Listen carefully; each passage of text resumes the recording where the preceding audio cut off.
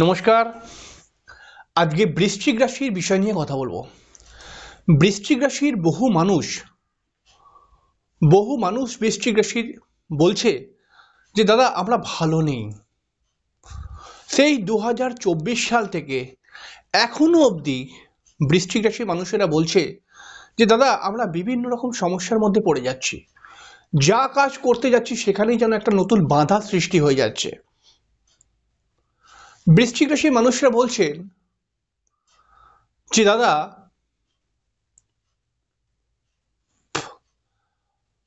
কিছুতেই ঠিক মনের মতো লাভটা পাচ্ছি না। কারণ বহু বৃশ্চিক রাশির মানুষেরা আমার চেম্বারে আসেন এবং তাদের সুখ দুঃখের কথা, তাদের জীবনযাত্রার কথা, জীবনের কথা বা আগে কয়েকটি দিনের বিভিন্ন ঘটনা তারা বলে এবং সেখান থেকে তারা বলছে যে দাদা আমরা বিভিন্ন রকম সমস্যা ফেস করছি। বৃশ্চিক রাশির মানুষেরা অনেক সময় দেখা যাচ্ছে, মানে পিছনের কয়েকটা দিনকে যদি দেখি এখনো অবধি হয়তো কমে গেছে কিছুটা, তো তারা অনেকটাই পারিবারিক সমস্যা নিয়ে ভুগেছে। কাজকর্মের জায়গাটায় সমস্যা আসছিল বা সমস্যা এখনো হয়তো রয়েছে। বেশ অনেক জায়গায় ইন্টারভিউ দিচ্ছে, হয়তো ইন্টারভিউ পাস হয়ে যাচ্ছে কিন্তু কল করছে না কোম্পানি, এরকম প্রবলেম। বহু বৃশ্চিক রাশির মানুষেরা দেখা যাচ্ছে যে তারা কর্মকে নিয়ে স্যাটিসফাই ছিল না। বহু বৃশ্চিক রাশির মানুষদের ক্ষেত্রে এরকম দেখা গেছে পিছনের কয়েকটি মাসে, 2024 প্লাস 2025 তো সবে শুরু হলো, তো 2025এও কিছুটা দেখতে পাওয়া যাচ্ছে যে তারা অনেকগুলো কাজে আটকে যাচ্ছে। তাদের বিবাহ হচ্ছে না বা বিবাহ আটকে যাচ্ছে বা বিবাহিত জীবনে সমস্যা আসছে। বহু বৃশ্চিক রাশির ক্ষেত্রে কিন্তু এডুকেশনের ক্ষেত্রে প্রবলেম আসছে বা আসছিল অনেক দিন থেকে, এখনো অবধি রয়েছে। বহু বৃশ্চিক রাশির মেয়েরা বা ছেলেরা যারা পড়াশোনা করছে তাদের মধ্যে একটা ডিপ্রেশনও কাজ করছে এবং মাইন্ড ফ্ল্যাকচুয়েশন তো করছেই তাদের মধ্যে। তো বৃশ্চিক রাশির মানুষরা এইসব অভিযোগ করে বলছে দাদা এই দিন কবে থেকে ঘুরবে, কবে থেকে আমরা একটু ভালো সময় দেখতে পাবো, কবে থেকে আমাদের না হওয়া কাজগুলো, আটকে থাকা কাজগুলো হয়ে যাবে। তো এই বিষয় নিয়ে আজকে কিন্তু আলোচনাটা করব যে কবে থেকে আপনার দিন ঘুরবে, কবে থেকে আপনি লাভ পাবেন। দেখুন, বৃশ্চিক রাশির জন্য খুব গুরুত্বপূর্ণ প্ল্যানেট হলো কে, মানে বৃশ্চিক রাশির জীবনে এত সমস্যা দিয়েছে, এই সমস্যা দেওয়ার পেছনে একটি প্ল্যানেট খুব বেশি ভূমিকা পালন করেছে, যেটা হলো শনিদেব। চতুর্থ ঘর অর্থাৎ রাশির চতুর্থ স্থানে শনিদেব এতদিন ধরে ছিলেন এবং এখনো আছেন, তবে সমস্যাটা একটুখানি কমিয়ে দিয়েছেন, সমস্যাটা একটু কমে গেছে, কিন্তু এখনো আছেন কুম্ভ রাশির ঘরে। তো এর ফলে কিন্তু বৃশ্চিক রাশির শুরু হয়েছিল শনির ঢাইয়া, যেটা 2024 এমনকি 2023ও কিছুটা অংশ পুরোপুরি ফেস করেছে বৃশ্চিক রাশির মানুষেরা। এই শনির ঢাইয়ার কারণে বৃশ্চিক রাশির মানুষদের পারিবারিক সংক্রান্ত বিভিন্ন প্রবলেম এবং যে সমস্ত বৃশ্চিক রাশির ছেলেমেয়েরা পড়াশোনা করছে তাদের পড়াশোনাকে কেন্দ্র করে কিছু না কিছু প্রবলেম চলছে। তো এই শনিদেব যখন সরে যাবেন তখন কিন্তু এই প্রবলেমগুলো অটোমেটিক্যালি কেটে যাবে। তাহলে শনিদেব সরবেন কবে? 29 মার্চ শনিদেব কিন্তু মীন রাশির মধ্যে প্রবেশ করে যাবে কুম্ভ রাশি থেকে। তখন অটোমেটিক্যালি ভাবে বৃশ্চিক রাশি শনির ঢাইয়া কেটে যাবে এবং শনির ঢাইয়া কেটে গেলে পরে আপনি বৃশ্চিক রাশি যদি মানুষ হন, আপনি দেখে নেবেন যে অনেকটা অনেকটা ভালো হয়ে যাবে আপনার জীবন এবং যেই কাজগুলো আপনার আটকে গেছিল সেই কাজগুলো কিন্তু আবার আস্তে আস্তে করে ক্লিয়ার হতে শুরু হবে।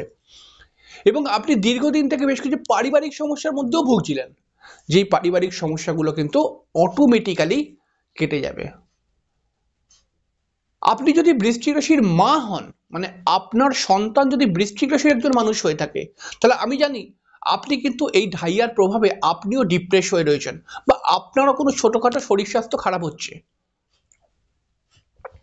এই সমস্যাও কিন্তু কেটে যাবে ঢাইয়ার কেটে যাওয়ার সঙ্গে সঙ্গে। এবং এই ঢাইয়া যে সমস্ত বৃশ্চিক রাশির জন্মছকের মধ্যে শনি খারাপ, এই ঢাইয়া তাদেরকে অনেকটা নেগেটিভ ফল দিয়েছে বা এখনো 29শে মার্চের মধ্যে দিয়ে যাবে। তো সেক্ষেত্রে প্রয়োজন কিছু প্রতিকারের। দেখুন, প্রতিকারের কথা আমি বলতে চাই না, কিন্তু কিছু কিছু ক্ষেত্রে প্রতিকার অনিবার্য হয়ে যায়, মানে করতেই হবে। আর আপনার জন্মছকের মধ্যে যদি শনি ভালো থাকে তাহলে অটোমেটিক্যালি আপনি কিন্তু সেই পরিমাণে খারাপ ফল পাবেন না। এরপরে বৃশ্চিক রাশির জীবনে সমস্যা দিয়েছে আরেকটি গ্রহ, যার নাম হচ্ছে কেতু, যে বৃশ্চিক রাশির ঠিক 11th হাউসে অনেক দিন থেকেই ছিল। 2023টা তো পুরোই আমরা কেতুকে বৃশ্চিক রাশির একাদশ ঘরের মধ্যে দেখেছি। একাদশ ঘর থেকে আমরা সফলতা বিচার করে থাকি। তাহলে যেই দিকেই বৃশ্চিক রাশির মানুষেরা সফল হবার চেষ্টা করেছে সেই দিকটাই কিছু না কিছু বাধা চলে এসছে। আপনি বলুন, এরকম কি হয়নি? এরকম কিন্তু হয়েছে। কিন্তু এই কেতুও কিন্তু সরে যাবে আস্তে আস্তে করে। কেতু সরে যাবে কবে? মে মাস থেকে, অর্থাৎ কেতু সরবে 29শে মেতে মিন মানে কন্যা রাশি থেকে সিংহ রাশির মধ্যে চলে যাবে। এই সময়টায় মানে সিংহ রাশিতে চলে গেলে পারে আপনার যে কাজগুলো আটকে গেছিল সেগুলো কিন্তু অটোমেটিক্যালি খুলতে শুরু হয়ে যাবে বা হতে শুরু হয়ে যাবে। তাহলে পারে আজকের অনুষ্ঠানটি এতটা গুরুত্বপূর্ণ কেন? কারণ কারণ কালকে আমার চেম্বারে প্রায় 6জন লোক এসেছিলেন বৃশ্চিক রাশির শুধুমাত্র, এবং প্রত্যেকটি লোকই কিছু না কিছু অভিযোগ করছেই তার জীবনকে নিয়ে, যে দাদা আমার এই কাজটা আটকে গেছে, ওই কাজটা আটকে গেছে, এটা হতে হতে হচ্ছে না, ওটা প্রবলেম। তো আমি ভাবলাম কি, তাহলে এত প্রবলেম যখন, তাহলে তো অনেকটাই মানে বৃশ্চিক রাশির মানুষেরা প্রবলেম ভোগ করছে। তো সেইখান থেকে চিন্তা ভাবনা, সেখান থেকেই অনুষ্ঠান করা। তাহলে আপনিও যদি এরকমই মানুষগুলোর মধ্যে হন, মানে আপনারও অনেক কাজ হতে হতে আটকে যাচ্ছে, তাহলে আপনার মনের মধ্যে একটি চিন্তা বা একটি প্রশ্ন তৈরি হচ্ছে যে কাজগুলো আটকে তো যাচ্ছে, কিন্তু কবে হয়ে যাবে, কবে ক্লিয়ার হবে কাজগুলো? তাহলে এই কাজগুলো ক্লিয়ার হতে শুরু হয়ে যাবে মার্চ মাস থেকে। কিন্তু আপনি যদি বৃশ্চিক রাশির মানুষ হন এবং আপনার যদি সামনেই বিবাহ যোগ থাকে, মানে বিবাহ করার ইচ্ছুক আপনি, তাহলে আপনি কিন্তু এপ্রিল মাস অবধি, মানে এপ্রিল মাস বলবো না, আপনি কিন্তু মার্চ মাস অবধি বিবাহ না করার চেষ্টা করুন। সামাজিক বিবাহ। আপনি যদি বৃশ্চিক রাশির মানুষ হন এবং আপনি যদি বিভিন্নভাবে প্রমোটারি লাইনের সঙ্গে যুক্ত বা জমি জায়গা সংক্রান্ত লাইনের সঙ্গে যুক্ত থাকেন, তাহলে আপনি কমসে কম এই প্রমোটারি বা জমি জায়গা সংক্রান্ত কোনো ডিল আপনি কিন্তু ফেব্রুয়ারি মাসের লাস্ট অবধি না করার চেষ্টা করুন, এতে ভালো হবে। নইলে কিন্তু সেইটাও আবার সমস্যার মধ্যে পড়ে যেতে পারে। শুধু এই দুটো মানে এই দু ধরনের লোক, মানে যারা এই প্রমোটারি লাইনের সঙ্গে যুক্ত আর যারা বিবাহ সংক্রান্ত বিষয়ের সঙ্গে যুক্ত, তাদের জন্য এই ডেটগুলো দিলাম। তাহলে এবার একটি প্রশ্ন আসছে যে মার্চ মাস অবধি যদি আমি অপেক্ষা করেও নিই, তাহলে কি মার্চ মাসের পর সব আস্তে আস্তে ক্লিয়ার হয়ে যাবে? তাহলে হ্যাঁ, এরকম কিন্তু ব্যাপারটা হবে। কিন্তু একটা কথা আবার সমস্যাটা রয়েছে, এটা খেয়াল রাখবেন।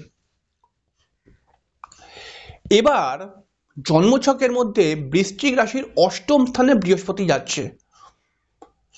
তবে বৃশ্চিক রাশির অষ্টম স্থানে বৃহস্পতি যাচ্ছে, কিন্তু এই বৃহস্পতি অষ্টমে, যখন রাশির অষ্টমে চলে যায় তখন মানসিক ডিপ্রেশন রাখে, কিন্তু যতটা শনি চতুর্থ ঘরে থেকে রাখে তার থেকে কমই রাখে। শনি যখনই চতুর্থ ঘর ছেড়ে দেবে তখন কিন্তু অটোমেটিক্যালি আপনার জায়গাটা ভালো হয়ে যাবে এবং আপনি দেখবেন আপনার সমস্যা অনেকাংশে কেটে যাবে। বৃশ্চিক রাশির মানুষ যদি আপনি হন এবং আপনি যদি বারংবার বিভিন্ন বাধার সম্মুখীন হচ্ছেন, তাহলে আপনি কিন্তু প্রত্যেক দিন সূর্যকে জল দেবার চেষ্টা করুন, সূর্য প্রণাম মন্ত্র বা সূর্যের জপ করার চেষ্টা করুন 108 বার করে। শুধু এই জপ করতে গেলে, সূর্যকে অর্ঘ্য দিতে গেলে, মানে জল চড়াতে গেলে পারে, এটা শুধু মেন্টালিটির ব্যাপার। আপনি যদি মনে করেন যে আমি করব, তাহলে করতে পারবেন, এবং এটা যদি করতে পারেন আপনি ডেফিনেটলি লাভ পাবেন।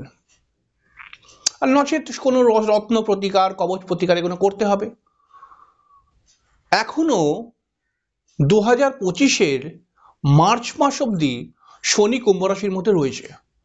তাহলে 2025-এর মার্চ মাস অবধি সমস্যা রয়েছে।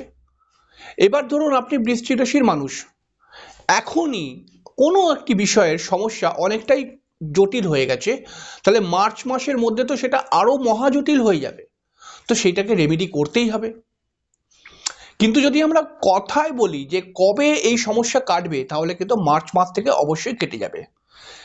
এবার ছোট ছোট লাভ রবির ট্রানজিটে, চন্দ্রের ট্রানজিটে, শুক্রের ট্রানজিটে এগুলো আপনারা পাবেন। এগুলো ছোট ছোট লাভ, কিন্তু বড় যে লাভ, অর্থাৎ আপনার জীবনকে পরিবর্তন করার যে লাভ, মানে এমন কিছু কাজের সঙ্গে যুক্ত হবেন যেটা আপনার ভাগ্যকেই চেঞ্জ করে দেবে, এরকম যে লাভ যদি আপনি মানে আশা করেন, তাহলে কিন্তু সেটা মার্চ। আশা করছি আপনাদেরকে কিছুটা বোঝাতে পারলাম। তাই এই মার্চ অবধি কিন্তু আপনাকে খুব সতর্ক থাকতে হবে। এবং এখন আকাশে মানে 21শে জানুয়ারি থেকে আকাশে রাশির অধিপতি মঙ্গল বক্রী হয়ে যাচ্ছে। তাহলে কিন্তু এখানটায় আপনাকে আরো একটু সতর্কতা অবলম্বন করতে হবে। যে আমি এখানে দেখছি রাশির অধিপতি 21শে জানুয়ারি থেকে বক্রী হচ্ছে এবং 24শে ফেব্রুয়ারি কিন্তু মার্গী হবে। অর্থাৎ 21শে জানুয়ারি থেকে 24শে ফেব্রুয়ারি প্রায় এক মাসের একটু বেশি সময়। এই সময়টায় আপনাকে মাথা ঠান্ডা করতে হবে, আর কোনো গুরুত্বপূর্ণ সিদ্ধান্ত এই সময় কিন্তু নেবেন না। কয়েকটি ছোট ছোট বিষয় যদি আপনি মানতে পারেন, আপনি কিন্তু সামনে আরো অনেক ভালো দিন দেখতে পাবেন। আপনি ভাবতে পারছেন না যে সামনে কত ভালো দিন আসছে। তো সেই বিষয় নিয়ে আমি একটি পরবর্তী সময় অনুষ্ঠান করব, সেখানে বলবো। আমি তো কুচকার অনুষ্ঠান তো রোজই করি প্রায়, এবং বলি। তো এইটা হচ্ছে প্র্যাকটিক্যাল বিষয়।